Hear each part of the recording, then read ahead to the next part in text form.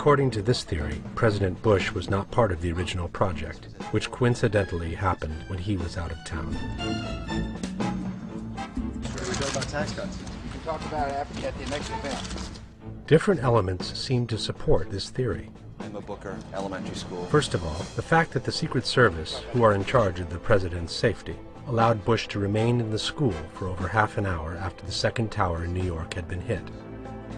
The second plane is in the second tower.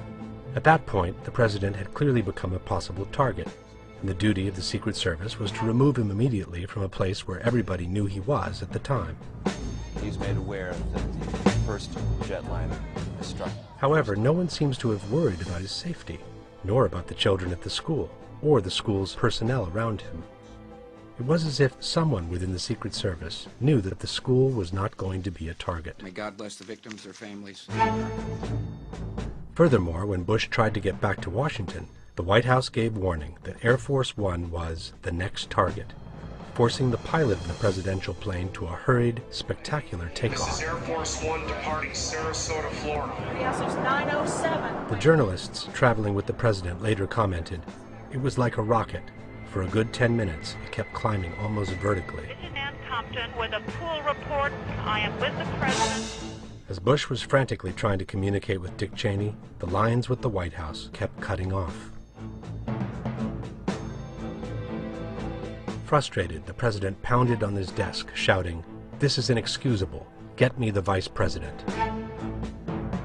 After a stop in Louisiana, Air Force One landed in a military base in Nebraska.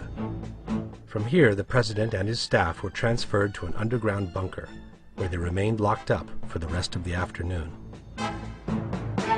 After these multiple detours, President Bush was able to return to Washington only in the evening, when all the major decisions had already been made. It was later found that the threats to Air Force One never existed. Thus begins to form a picture of a president unaware of the facts, and somehow held hostage by the neocons who were effectively in charge throughout the whole day. At the White House was Vice President Cheney.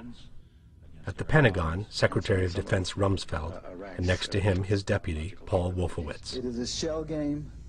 This is what